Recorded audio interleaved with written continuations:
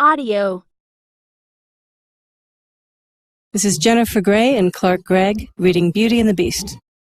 Once upon a time, in a far-off country, a successful merchant lived in a lovely cottage in the forest with his 2 sons and 2 daughters. Whenever one of his ships came into port, he would travel to town to sell the goods that they brought back, and every time his children would ask him to bring things back for them. "I want a great sword encrusted in jewels," said his sons. I want a golden harp with strings made from silk, said one of his daughters. The oldest child, however, never asked for anything.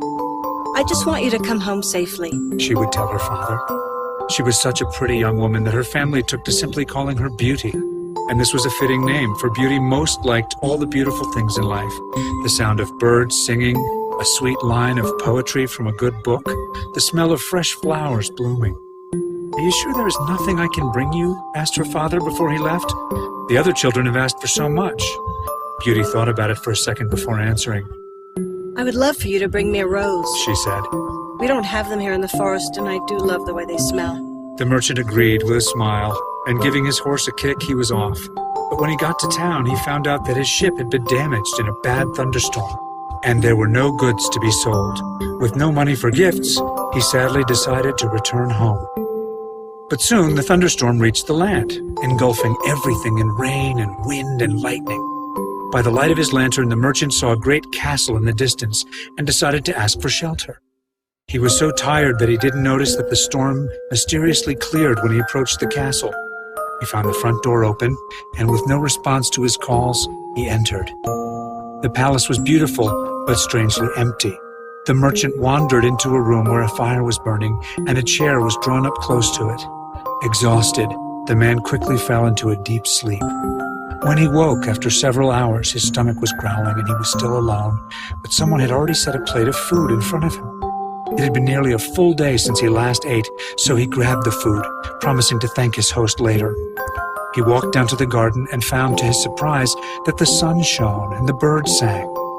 The merchant was delighted to see a hedge of roses lining the path toward the stables, which reminded him of his promise to Beauty. He had stopped to gather one when he was startled by a strange noise behind him. Turning around, he saw a fearsome and angry-looking beast. "Who said you could take my roses?"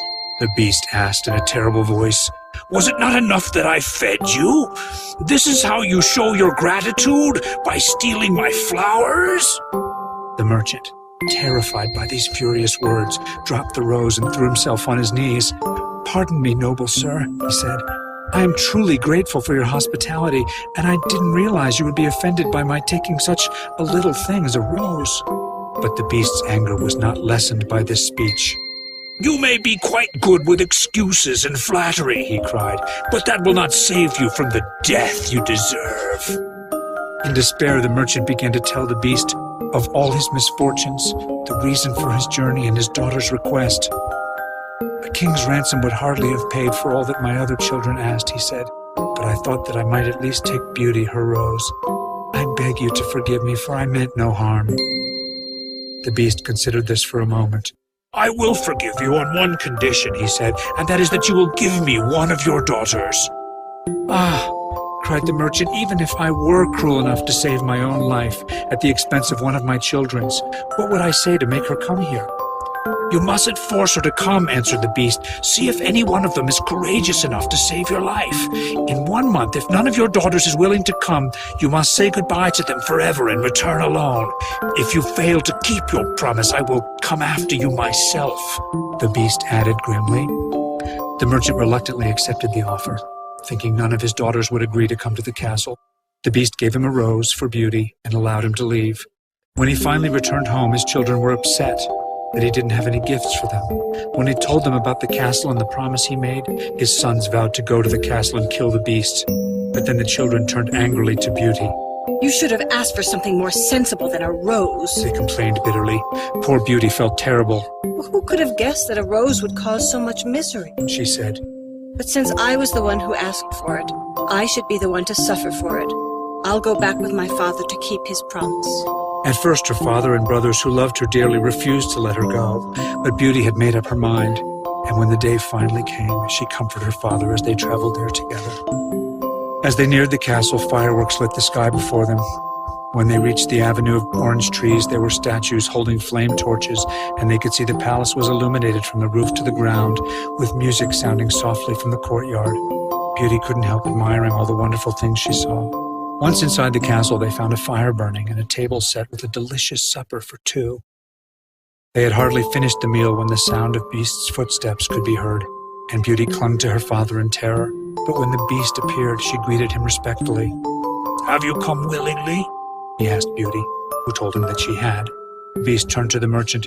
"Then you will leave, never to return again." The Beast allowed the merchant to fill 2 trunks with gold and jewels, but then told him he must leave immediately.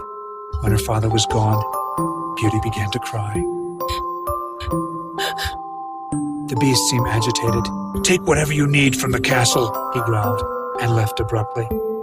Beauty found her room and cried herself to sleep. She dreamt that she was walking near a stream when a young and handsome prince appeared. "You will be rewarded for all you have suffered," the prince told her. "Do not trust too much your eyes. No matter how I may be disguised, I love you dearly. And in saving me from my cruel misery, you will find your own happiness." She awoke feeling better, and she set off to explore the palace. She wandered through rooms lined with mirrors and others filled with books and musical instruments. In one of them, she was surprised to find a bracelet with a picture of the prince that had been in her dreams, and she slipped it onto her arm with a smile and imagined he would come rescue her. A moment later, the Beast greeted her at the doorway. He frightened her so much that she could barely look at him, and she didn't even notice the fine suit he wore. He asked her what she thought of the palace, and as they talked, she began to think he wasn't nearly as terrible as he seemed. But when he got up to leave, the Beast asked gruffly, "Do you love me, Beauty?" Without thinking, she said, "No, you're a beast." and then looked down at her new bracelet. "Good night, then, Beauty," the Beast replied, as he ran off abruptly. She was relieved that he didn't attack her. After that, the days took on a similar pattern.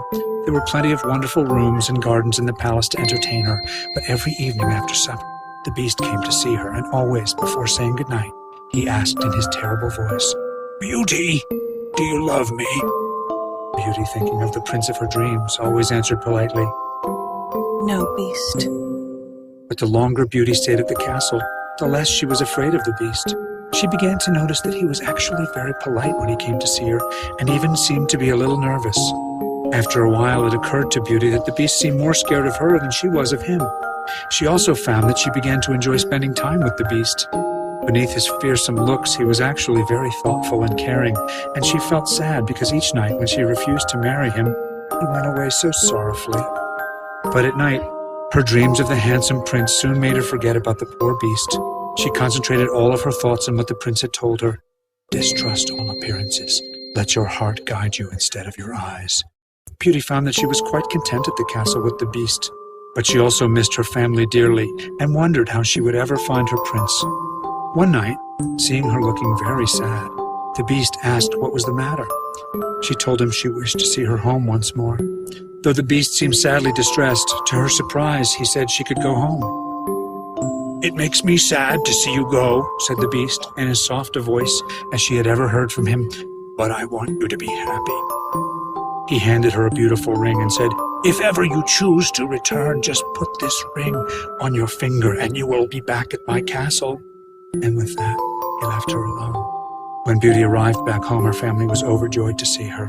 When she told her father about her dream of the prince, the part about not trusting appearances made him stop and think about the Beast, and how he was so kind to them despite his appearance. But he was too overjoyed to have his daughter back, and the family went to celebrate. But although Beauty was glad to be back with her family, she also missed the castle and its beautiful rooms, and even her talks with the Beast. And she soon noticed that she did not dream of the prince anymore. Instead, after a few weeks, she began to have a different dream. In it, she was wandering through the palace gardens when she heard groans of pain from a nearby cave. She ran over to find the Beast stretched out upon his side, looking weak and frail. After having this dream for several nights, she became very worried about the Beast. She decided she should go back to the castle to check on him. Despite protests from her family, she put the Beast's ring onto her finger, and she was magically transported back to the palace. She called out for the Beast, but he didn't come to her. Finally, she remembered the cave from her dream and ran out to the gardens. Looking around, she saw a familiar path and walked down it, coming to the very same cave she dreamed about. She ran inside and found the beast lying motionless. Oh, he's dead. She cried bitterly. I should never have left him alone here. She wept and put her hands over her face, but then she heard the sound of the beast moving. "Beauty," he said, weeping. Oh, how you frightened me. She cried. I never knew how much I loved you until we were apart. "Can you really love such an ugly creature?" the beast asked faintly. Yes, Beast. I love you more than anything else in this world. The beast, suddenly sounding stronger and stronger, began to tell her a story in a gentle voice. "When I was younger, a witch came to my castle. Seeing the warts on her face and her ugly green skin, I refused to let her in. So she put a curse on my entire palace. Because I had judged her by her appearance, she turned me into a terrible-looking beast, and she said I would die unless I could earn the true love of a good woman." Beauty suddenly realized that she had heard this voice before.